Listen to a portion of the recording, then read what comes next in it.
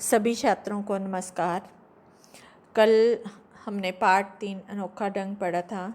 मैं आशा करती हूँ कि आप लोगों ने अच्छी तरह से पढ़ लिया होगा और समझ भी लिया होगा और महात्मा गांधी जी के चरित्र के बारे में भी आपको बहुत कुछ जानकारी प्राप्त हुई होगी। तो बच्चों, आज का कार्य करने से पहले मैं आपको महात्मा गांधी जी के जीवन की एक छोटी सी घटना के बारे में बताना चाहती हूँ कि जब वो स्कूल में पढ़ रहे थे तो एक बार उनके स्कूल में कक्षा चल रही थी। तभी अचानक उनके स्कूल के प्रधानाचार्य जी उनके कक्षा में आ गए और उन्होंने सभी बच्चों से परीक्षा लेनी शुरू कर दी। उन्होंने बच्चों से कहा कि मैं आप लोगों को कुछ शब्द लिखवाऊंगा, इंग्लिश के शब्द लिखवाऊंगा।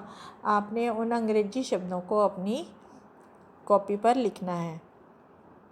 तो जो अध्यापक थे वो चाहते थे कि सारे बच्चे सही उत्तर लिखें ताकि प्रधानाचार्य जी के सामने उनके किसी भी छात्र का कोई भी उत्तर गलत ना हो।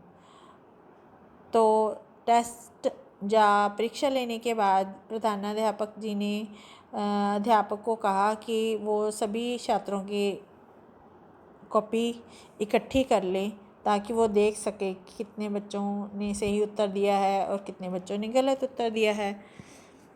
तभी जब अध्यापक उत्तर पुस्तिकाएं कलेक्ट कर रहे थे, इकट्ठी कर रहे थे, तो उन्होंने देखा कि सभी छात्रों ने सही उत्तर लिखा है, परंतु एक गांधी जी ही थे जिनका उत्तर गलत था। तो उन्होंने गांधी जी को इशारा किया कि वो अपने साथ बैठे एक दूसरे विद्यार्थी से नकल कर ले और नकल करके वो अपने जो उत्तर है उसको सही कर ले।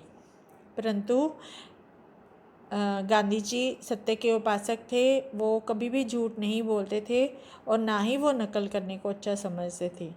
तो उन्होंने अपने अध्यापक को मना कर दिया और उन्होंने उसका गलत उत्तर ही लिखा रहने दिया। तो अध्यापक ने बाद में जब उनसे पूछा कि जब मैंने आपको कहा था कि आप अपना उत्तर उससे देखकर सही कर लो, तो आपने क्यों नहीं किया? तो गांधी जी ने पता है आगे से क्या उत्तर दिया?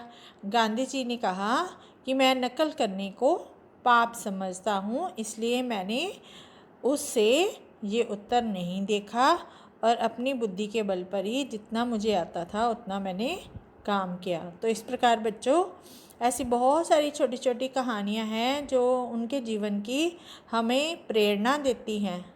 आप लोगों ने भी कभी भी नकल नहीं करनी है और अच्छे बच्चे बनना है और बहुत ही अच्छी तरह से कार्य करना है। जितना आपको आता है उतना आप करिए। धीरे धीरे जब आप अभ्यास करते रहोगे तो एक ना दिन आप सफल ज़रूर हो जाओगे। तो आओ बच्चों, आज हम अपना अगला काम शुरू करते हैं, जो है पार्ट नंबर 3 अनोखा ढंग के नए शब्द। नए शब्द मीन्स जो शब्द आपने पहले नहीं सुने हैं। अब मैं इन शब्दों को बोलूँगी, आप सबने ध्यान से सुनना है और समझने की कोशिश करनी है कि मैंने कौन सा शब्द किस प्रकार बोला है। नंबर 1, नोआखली। नोआखली का मैंने आपको कल भी बताया था। नोआखली एक गांव का नाम है जो आजकल बांग्लादेश में है। स्वतंत्रता से पहले जब बांग्लादेश भारत में था तब ये भारत में ही था। नोआखली। नंबर 2, प्रसार। प्रसार प्रसार का अर्थ होता है फैलाव।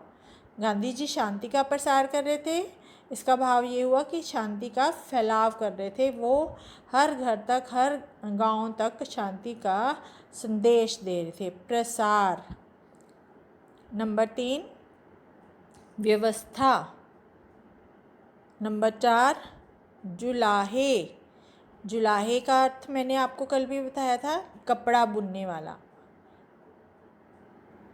नंबर 5, स्वयं सेवक। स्वयं सेवक मीन्स इसका अर्थ है अपनी इच्छा से दूसरों की सेवा करने वाला। नंबर 6 स्नेह, नंबर 7 खीज, नंबर 8 परीक्षा, नंबर 9 लापरवाही, नंबर 10 स्त्रियों, नंबर 11 कसौटी। अब आगे चलते हैं, आगे इसके शब्द अर्थ करेंगे। शब्द अर्थ हमने नए शब्द करते करते इसके बीच में शब्द अर्थ भी किए हैं। नंबर 1 प्रसार, प्रसार मीन्स फैलाव। जुलाहा, जुलाहे का अर्थ है कपड़ा बुनने वाला या कपड़े बुनने वाला। नंबर 3 खीज, खीज मीन्स झुंझलाहट, जहाँ पे झ के ऊपर बिंदी, झ के पैर में झुंझुलाहट लिखा हुआ है, जहाँ पर झुंझलाहट आएगा इसको आपने सही कर लेना है। अनमोल, अमूल्य, कसौटी, परीक्षा। अब आगे चलते हैं, आगे हैं पार्ट 3 अनोखा ढंग के प्रश्न उत्तर। प्रश्न नंबर 1 गांधी जी पैदल यात्रा क्यों कर रहे थे? गांधी जी शांति का प्रसार करने के लिए पैदल यात्रा कर रहे थे। नंबर 2 गांधी जी खुरदरे पत्थर का उपयोग क्यों करते थे? गांधी जी खुरदरे पत्थर का उपयोग स्नान करते समय पैर साफ करने के लिए करते थे। प्रश्न नंबर 3 गांधी जी ने मनु को पत्थर खोजने के लिए कहाँ भेजा?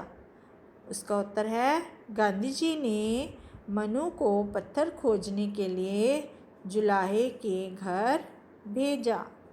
प्रश्न नंबर 4 मनु ने जुलाहे के घर पहुंचने का क्या तरीका अपनाया? मनु गांधी जी के साथ जिस रास्ते से आई थी उसी रास्ते पर पैरों के निशान को देखती खोजती जुलाहे के घर पहुंच गई। इस प्रकार हमारा पार्ट 3 अनोखा ढंग पूरा हुआ। धन्यवाद।